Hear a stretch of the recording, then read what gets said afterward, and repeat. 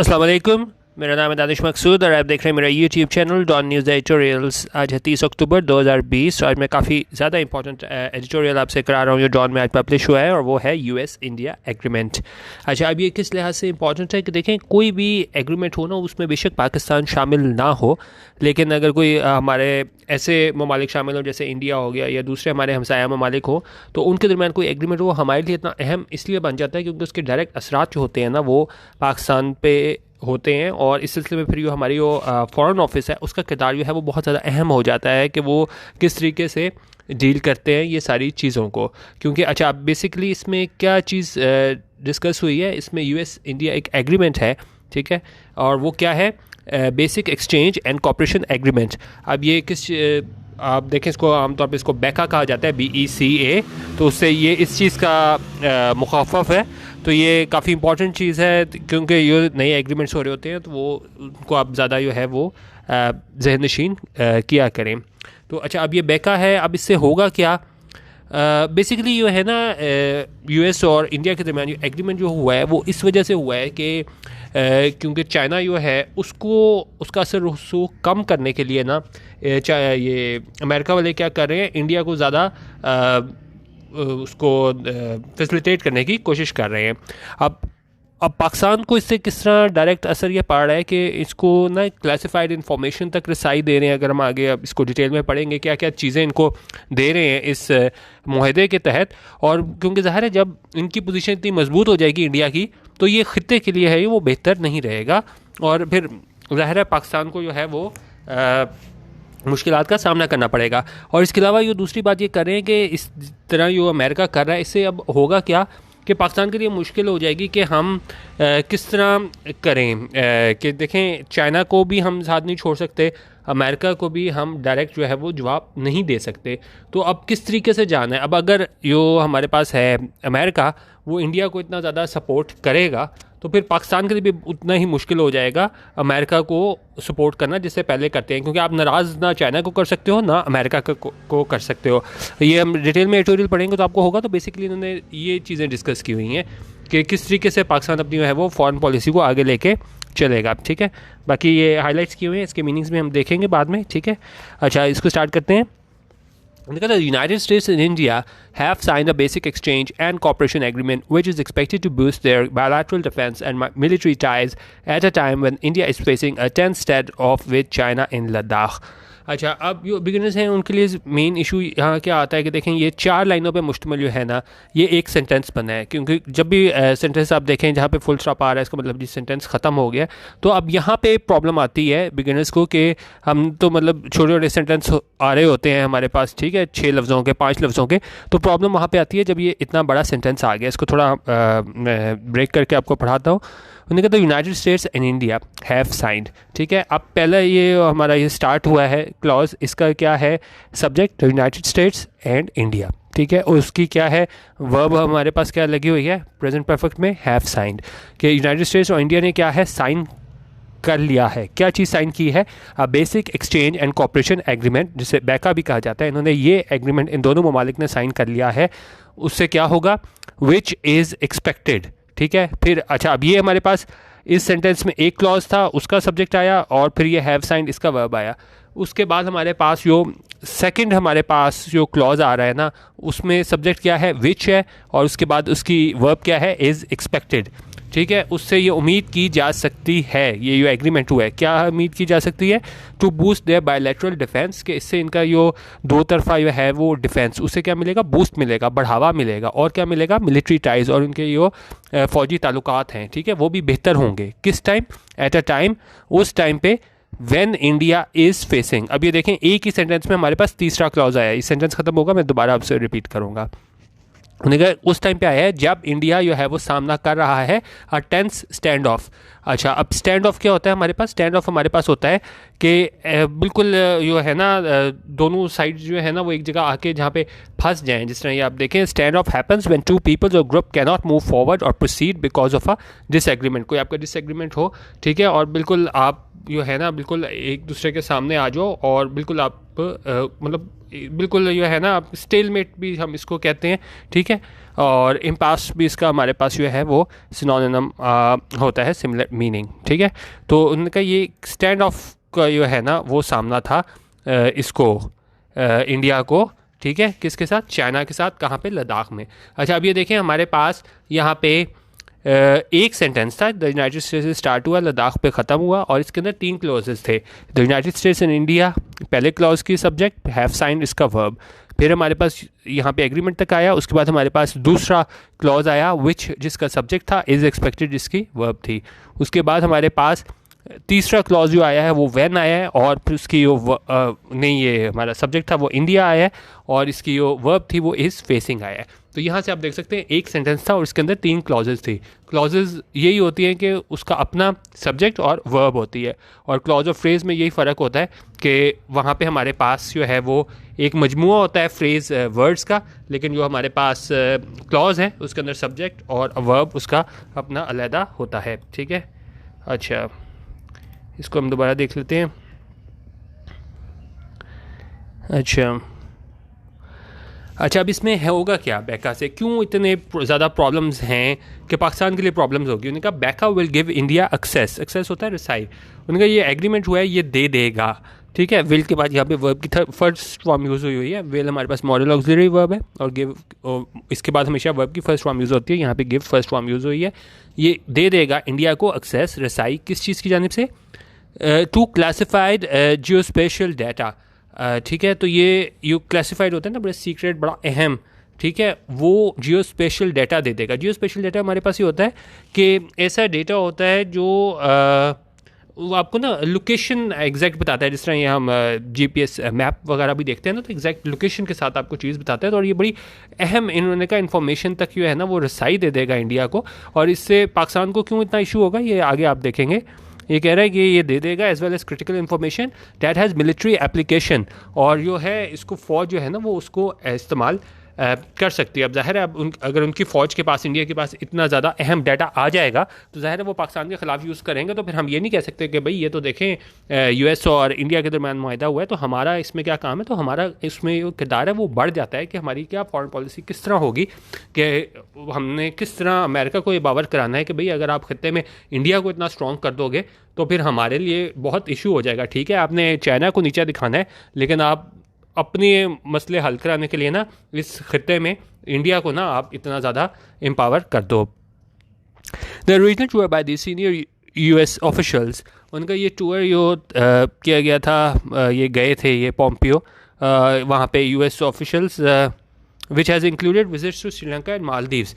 अच्छा अब ये इनके थे ऑफिशल्स US के, तो उन्होंने जहाँ विजिट किया था उसमें कौन कौन से ममालिक शामिल थे, श्रीलंका और मालदीव से भी शामिल थे। इज़ एम्ड एट, इसका मकसद क्या था, काउंटरिंग ग्रोइंग चाइनीज़ इन्फ्लुएंस, कि उसको काउंटर किया जाए, मुकाबला किया जाए वो जो बढ़ता हुआ क्या है चाइनीज़ इन्फ्लुएंस, चाइनीज़ मतलब उस चाइना का जो है असर रसूख है, बोलते हैं इन्फ्लुएंस को, तो उसको जो है वो काउंटर किया जाए, उसका मुकाबला किया जाए। In this respect, इस तनाजुर में the US Secretary of State raised the issue of India's border tensions with China and expressed solidarity with New Delhi। उन्होंने कहा इस सिलसिले में US Secretary of State थे, उन्होंने इस इशू को उठाया, किस मसले को, कि ये इंडिया के बॉर्डर पे जो टेंशन्स चल रही हैं चाइना के साथ, और क्या है एक्सप्रेस्ड सॉलिडारिटी और यकजहती का इजहार किया, किसके साथ, विद न्यू दिल्ली के साथ। अच्छा और उसमें अब इन्होंने क्या किया कि श्रीलंका और मालदीव तो गए थे ये इनके ऑफिशियल्स, तो वहाँ जाके in Sri Lanka the US official called China a predator. ठीक है, अब देखें, अब आप एक गया है US ऑफिशियल, वो वहाँ जाके श्रीलंका की और उसकी US की बात करे, और वहाँ जाके जो इनका ऑफिशियल है US ऑफिशियल वो क्या करता है, वहाँ जाके चाइना को कहता है प्रेडेटर। प्रेडेटर होता है कि वैसे तो ये हम किसी इंसान के लिए भी यूज़ होता है और जानवर के लिए भी यूज़ होता है, ये क्या अपने से कमज़ोर का जो है ना वो शिकार करता है। ठीक है, और यहाँ पे भी इन्होंने इस तरीके से प्रेडेटर का लफ्ज़ यूज़ किया कि चाइना जो है वो अपने से जो कमज़ोर ममालिक होते हैं उनको जो है वो इन्फ्लुएंस करने की कोशिश करता है। तो इसलिए जब इसने प्रेडेटर कहा अमेरिका को, तो उसके बाद ज़ाहिर है चाइना की तरफ से भी जवाब आना था, और वो क्या आया, the Chinese foreign ministry responded कि जो चाइनीज़ फॉरेन मिनिस्ट्री थी उसने रिस्पॉन्ड किया, जवाब दिया, क्या कहते हुए, बाय सेइंग, ये कहते हुए, मिस्टर पॉम्पियोज एक्यूजेशंस कि मिस्टर पॉम्पियो के इल्ज़ामात हैं reflected his cold war mentality, कि वो जाहिर करती है इसकी cold war mentality. Cold war क्या है ये आप विकीपीडिया पे भी और यूट्यूब पे भी वीडियोज़ पे बहुत ज़्यादा आप सर्च कर सकते हैं, ठीक है। अभी मैंने इसमें थोड़ा सा लिखा था कि भाई ये क्या था, ये टेंशन का वो पीरियड था जिसमें यो सोवियत यूनियन और United States and their respective ally, इन लोगों के दरमियान क्या है टेंशन चल रही थी, और क्या the eastern bloc and western bloc after World War Two, ठीक है। वर्ल्ड वॉर टू के बाद इन जो थे ब्लॉक्स, इनके दरमियान टेंशन चल रही थी। तो ये विकीपीडिया से मैं लिया था, बाकी इसको आप डिटेल में ज़रूर पढ़िएगा, काफ़ी अहम है कोल्ड वॉर का पूरा टॉपिक, ठीक है। अच्छा, तो उन्होंने कहा ये कोल्ड वॉर मेंटालिटी शो कर रहा है, जो इसने हमें प्रेडेटर कहा है, एंड अर्ज्ड हिम, और जोर दिया इस पे कि वो क्या करे, स्टॉप कर दे, रोक दे, क्या करना, सोइंग। सोइंग होता है कि आप जो है ना कोई चीज़ लेकर आओ, डिसेमिनेट और इंट्रोड्यूस समथिंग अनडिज़ायरेबल, इस तरह हम कहें the new policy has sown confusion and doubt, similar इसका क्या आ गया, कॉज आ गया। अच्छा, अब यहाँ पे उन्होंने क्या है, उन्होंने कहा कि ये रुक जाए अमेरिका क्या करने से, डिस्कॉर्ड होता है डिसएग्रीमेंट, कि ये बिल्कुल यो डिसएग्रीमेंट लाने की कोशिश कर रहा है रीजन में, क्योंकि देखें आप श्रीलंका गए हो और वहाँ जाके चाइना को प्रेडेटर बोल रहे हो, तो उन्होंने कहा ये अमेरिका रोक दे अब ये डिसएग्रीमेंट जो है वो लेके आना मुल्कों के दरमियान, किसके दरमियान, between China and regional countries, ठीक है, चाइना के दरमियान और जो वहाँ के रीजनल कंट्रीज़ हैं उनके साथ। उन्होंने कहा वो अपना मामला न बेड़े, ये क्या, ये सारे जो दूसरे ख़त्े में दूसरे ममालिक हैं उनको जो है वो चाइना के साथ क्या है डिसएग्रीमेंट में लेकर आ रहा है, सोइंग डिस्कॉर्ड कर रहा है, as well as undermining the regional peace and stability. और उन्होंने कहा एक तरफ तो ये जो है वो चाइना को उसके सामने ला के खड़ा कर रहा है उसके रीजनल जो ममालिक हैं उसके साथ, और साथ ही क्या कर रहा है, अंडरमाइन कर रहा है। अंडरमाइन करना होता है किसी चीज़ की अफादियत को कम करना, ठीक है, ये आप इसको पढ़ भी लीजिएगा, ठीक है। अच्छा, अब इन्होंने कहा ये अंडरमाइन करने की कोशिश कर रहा है किस चीज़ को, रीजनल पीस, खत्ते के अमन को और स्टेबिलिटी को, कि जो भी मुस्तहकम वाहिद ना स्टेट उसको मुतासिर करने की कोशिश कर रहा है। जब ये कह रहे हैं the US may have its strategic reasons to block Chinese influence in the region, उनका बिल्कुल यूएस के पास जो है ना वो वजूहात होंगी कि वो चाइनीज़ का बढ़ता हुआ इन्फ्लुएंस है, यूएस से रसूख है रीजन में, खत्ते में, उसे रोके, but it should be well aware of the complexities that are weaved into interstate regional dynamics here, लेकिन उसे इस बात से भी आगाह होना चाहिए कि ये कॉम्प्लेक्सिटीज़ हैं, ये मुश्किलात हैं जो कहाँ पे पेश आती हैं, ये इंटरस्टेट रीजनल डायनामिक्स हेयर, कि एक मुल्क से इंट्रास्टेट होता है स्टेट में, जिस तरह हमने इंट्रास्टेट अफ़गान पॉलिटिक्स मैंने आपको एडिटोरियल कराया था, तो अफ़गानिस्तान में ही के अंदर ही जो है ना वो इंट्रास्टेट था कि जो लोगों की धड़ों की बातचीत हो रही थी, लेकिन ये इंटरस्टेट है, तो एक स्टेट की दूसरी स्टेट के साथ, जिस तरह यहाँ पे हमारे पास श्रीलंका, मालदीव्स को इन्होंने कोशिश की थी कि डिसएग्रीमेंट लाया जाए उनके दरमियान और चाइना के दरमियान, तो उन्होंने कहा कि ये जो है ना अमेरिका को मालूम होना चाहिए कि वहाँ की इंटरस्टेट रीजनल डायनामिक्स हैं, कि आप जिस तरीके से एक दूसरे के ख़िलाफ़ जो है ना वो लड़ाने की कोशिश कर रहे हो, तो ठीक है आपने चाइना को मुकाबला करना है, लेकिन उसके लिए आप ये जो इंटरस्टेट रीजनल डायनामिक्स है ना इसको मुतासिर ना करो। Cozying up to India is one way in which Washington wants to resist the domination of China. अच्छा, अब cozying up क्या होता है? cozying up होता है कि आप किसी के साथ जो है ना वो दोस्ताना बर्ताव रखो, या किसी को इस उम्मीद पे दोस्ताना बर्ताव रखो कि आपको क्या है कोई फ़ायदा मिलेगा। तो ठीक है, तो इंडिया भी यही कर रहा है कि इंडिया को ज़्यादा ख़ुद मुख्तार बना के वो चाइना को नीचा दिखाना चाह रहा है। तो उन्होंने कहा कि यहाँ पे cosying up to India is one way, उन्होंने कहा ये एक तरीका है कि जिस तरह इंडिया की फेवर कर रहा है अमेरिका, कि जहाँ पे वाशिंगटन चाहता है, वाशिंगटन वांट्स क्या करने के लिए, to resist the domination of China, के वो इसको रोके, ये डोमिनेशन है बर्तरी किसकी, चाइना की, but this has a direct impact on it's relation with Islamabad. अब पाकिस्तान के लिए सबसे ज़्यादा अहम जो चीज़ है वो एडिटोरियल की वो यहाँ से स्टार्ट होती है निकल, लेकिन इसका सीधा असर पड़ेगा किस पे, उसके ताल्लुकात के साथ, जो क्या है उसके इस्लामाबाद के साथ। अब यहाँ पे हम देखते हैं कि क्यों इतनी ये बात अहम है कि बेका जो एग्रीमेंट हुआ है उसका पाकिस्तान पे डायरेक्ट असर पड़ेगा। With in the larger domain of super power rivalry, उन्होंने कहा अगर हम ये सुपर पावर राइवलरी देखें, जंग जारी है चाइना और इसके यूएस के दरमियान, उसमें क्या है, Pakistan has followed a well calibrated policy to maintain constructive relations with both China and the US. उन्होंने कहा पाकिस्तान ने जो है वो फॉलो किया है, अपनाया है क्या, एक ऐसी पॉलिसी जो वेल कैलिब्रेटेड है, मतलब आपने बिल्कुल उसको ना सही तरह आप लेके चले हो, क्या करने के लिए, to maintain constructive relations. Constructive होता है कि आप मतलब बेहतर बनाने के लिए चले हो दूसरे के साथ रिलेशंस। इसका ऑपोजिट होता है कंस्ट्रक्टिव का, डिस्ट्रक्टिव, यानी कि आप डिस्ट्रक्टिव नहीं हो, आप कंस्ट्रक्टिवली है ना एक रिलेशन आगे लेके चले हो। क्योंकि पाकिस्तान की, जिस तरह मैंने शुरू में आपको बताया, मजबूरी ये है कि वो एक मुल्क की तरफ टिल्ट हो नहीं सकता कि जी हम बिल्कुल चाइना की तरफ है, हम बिल्कुल अमेरिका की तरफ है। तो बढ़िया उन्होंने कहा ये था ना, वेल कैलिब्रेटेड पॉलिसी लेके चला है और कंस्ट्रक्टिवली लेके चला है कि जी हम रिलेशंस जो हैं, ताल्लुकात रखें अच्छे, किसके साथ, दोनों के साथ, with both China and the US. This suits us, उन्होंने कहा यह हमें क्या सूट भी करता है। And there is no reason why we would want to weaken our ties with one power in favour of the other. और उन्होंने कहा कोई इस बात में कोई मतलब वजह नहीं है कि हम जो है क्यों एक अपना जो है वो कमज़ोर करें ताल्लुकात किसी एक मुल्क के साथ, अमेरिका या चाइना के साथ, इन फेवर ऑफ द अदर, के भाई एक को खुश करने के लिए हम दूसरे को नाराज़ कर दें। उन्होंने कहा हम ऐसा क्यों करें। With China we have maintain a strategically close and well aligned relationship. उन्होंने कहा चाइना के साथ हमने क्या किया है, वो बनाए रखा है एक बड़ा क्लोज, बड़ा करीबी और वेल अलाइंड रिलेशनशिप, ठीक है। यानी बिल्कुल जिस तरह वो हम माइक्रोसॉफ्ट वर्ड में भी लिखते हैं ना, उसमें अलाइनमेंट होती है कि बिल्कुल सही अलाइनमेंट हुई हो तो हम उसको वेल अलाइंड बोलते हैं। तो यहाँ पे भी उसी तरह यूज़ हुआ हुआ है कि जी बिल्कुल वेल अलाइंड, बिल्कुल सीधा हम लेके चलें। इसमें कोई मतलब आप कह लें कि दो राय नहीं है कि हम इसको बिल्कुल ही करीबी और वेल अलाइंड रिलेशनशिप लेके चले हैं। कब से, सिंस द 1970s, यानी कि ठीक है छोटे मोटे ऊंच नीच होती रहती है, लेकिन हम इसको 1970 से बड़ा वेल अलाइंड करके चले हैं। और इसमें मतलब कोई ज़्यादा आप कह लें कि मसाइल नहीं थे, ठीक है। थोड़े बहुत तो होते ही हैं, लेकिन मतलब मुकम्मल तौर पे मसाइल नहीं थे, वेल अलाइंड रिलेशनशिप था। And both states have come even closer with the rolling out of CPEC। और दोनों स्टेट्स जो हैं वो और ज़्यादा क्लोज आ गई हैं किसके बाद, जब से ये रोल आउट हुआ है CPEC। रोल आउट होता है किस चीज़ को इंट्रोड्यूस कराना, जब से मतलब ये यहाँ पे हम कह सकते हैं जब से आया है CPEC, उसके बाद से दोनों ममालिक क्या हैं वो और करीब आ गए हैं।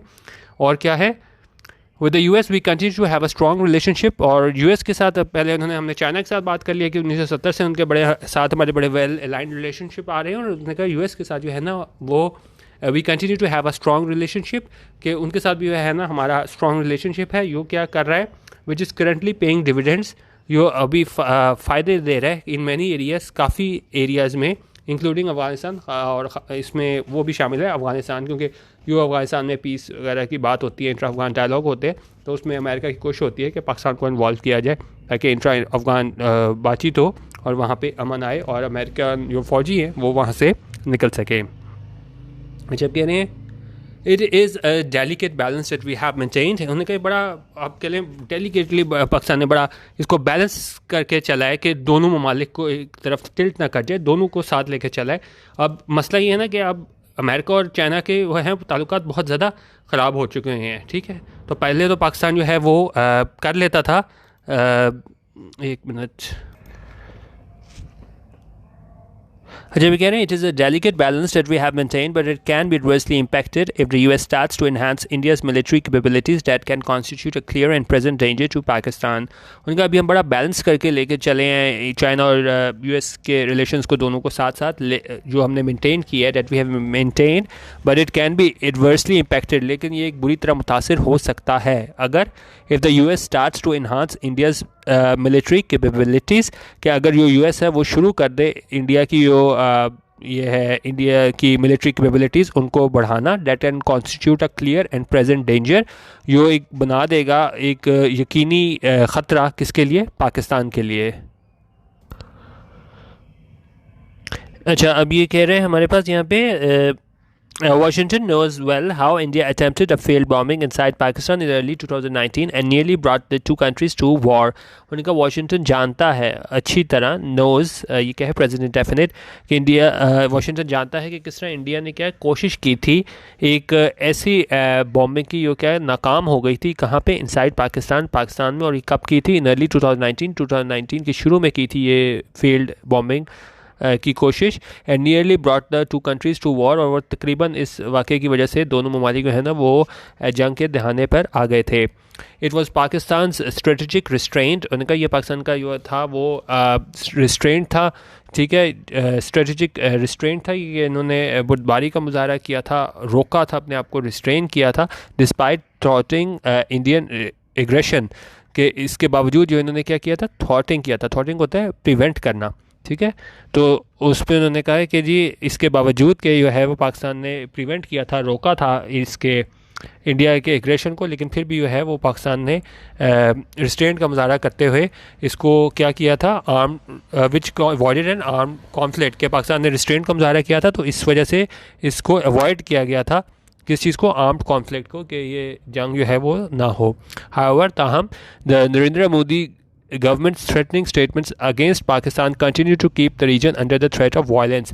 लेकिन उन्होंने ये नरेंद्र मोदी की जो गवर्नमेंट है उसकी की जो थ्रेटनिंग स्टेटमेंट्स है, ठीक है, किसके ख़िलाफ़, पाकिस्तान के ख़िलाफ़, जो बिल्कुल को थ्रेट कर रहे होते हैं पाकिस्तान को, वो जारी हैं। क्या करने के लिए, कि इस टू कीप द रीजन, कि इस रीजन को वो क्या रखें, under the threat of violence, के तशद्दुद के जो ख़तरा है उसके नीचे रखें। कि किस वजह से, क्योंकि मोदी गवर्नमेंट के जो धमकियां दे रहे हैं किसको, पाकिस्तान के अगेंस्ट।